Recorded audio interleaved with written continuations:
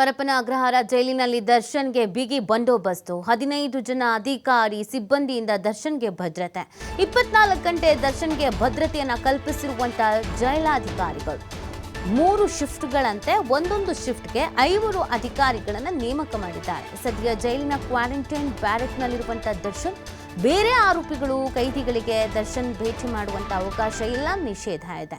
Supreme court ಆದೇಶದಂತೆ ದರ್ಶನ್ಗೆ ಬಿಗಿ ಭದ್ರತೆಯನ್ನು ವಹಿಸಲಾಗಿದೆ. ಕಾನೂನು ಉಲ್ಲಂಘನೆ ಆಗದಂತೆ ಹೆಚ್ಚುವರಿ ಬಂದೋಬಸ್ತನ್ನು ಕೂಡ ಮಾಡಲಾಗಿದೆ. ಕಳೆದ ಬಾರಿ ಮಾಡಿಕೊಂಡಂತ ಎಡವಟ್ಟು, ಕಳೆದ ಬಾರಿ ಜೈಲಿಗೆ ಹೋದಾಗ ಸುಮ್ಮನೆ ಜೈಲಲ್ಲಿ ಇದ್ದಿದ್ರೆ ಆಗ್ತಿತ್ತು, ಅಲ್ಲಿ ಸಿಗರೇಟ್ ಸೇದಿದ್ದು ಇನ್ನೊಂದು ಮತ್ತೊಂದು, ಅದಾದ್ಮೇಲೆ ನರಕ ಸದೃಶ ಆಗ್ತಾ ಇದೆ. ನಿಜವಾಗ್ಲೂ ಜೈಲಿನ ದರ್ಶನ ಆಗ್ತಾ ಇರೋದು ದರ್ಶನ್ಗೆ ಈಗ ಎರಡನೇ ಸಲ ಹೋದ್ರಲ್ಲ, ಮೂರನೇ ಸಲ, ಮೊದಲನೇ ಸಲ ಹೆಂಡತಿಗೆ ಹೊಡೆದು ಅದಾದ್ಮೇಲೆ ಎರಡನೇ ಸಲ ಹೋಗಿದ್ರಲ್ಲ, ವಾಪಸ್ ಬಂದು ಈಗ ಮತ್ತೆ ಮೂರನೇ ಸಲ ಹೋದ್ರಲ್ಲ, ಈಗ ನಿಜವಾಗ್ಲೂ ಜೈಲಂದ್ರೆ ಏನು, ಅಲ್ಲಿನ ಪರಿಸ್ಥಿತಿ ಏನು ಅನ್ನೋದು ಈಗ ಅರ್ಥ ಆಗ್ತಾ ಇರೋದು.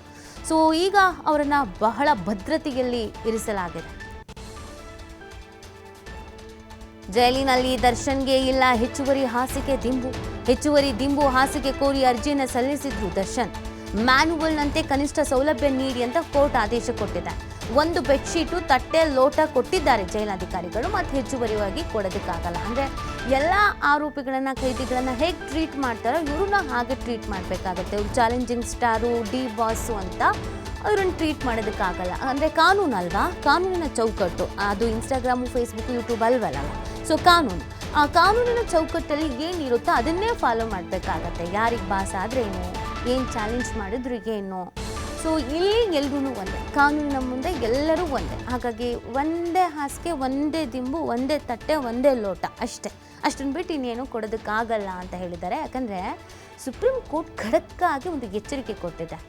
ಏನಾದರೂ ರಾಜಾತಿಥ್ಯ ಕೊಟ್ಟರು, ಐಷಾರಾಮಿ ಲೈಫ್ ಲೀಡ್ ಮಾಡೋದಕ್ಕೆ ಬಿಟ್ಟರು ಅಂತಂದರೆ ನಿಮ್ಮ ವಿರುದ್ಧ ಕ್ರಮಗಳನ್ನು ಕೈಗೊಳ್ಳಬೇಕಾಗತ್ತೆ ಅಂತ ಕಳೆದ ಬಾರಿ ಸುಪ್ರೀಂ ಕೋರ್ಟ್ ಆಶ್ಚರ್ಯ ವ್ಯಕ್ತಪಡಿಸೋದ್ರ ಜೊತೆಗೆ ಸ್ಟ್ರಿಕ್ಟ್ ಆಗಿ ಹೇಳಿತ್ತು. ಆ ಹಿನ್ನೆಲೆಯಲ್ಲಿ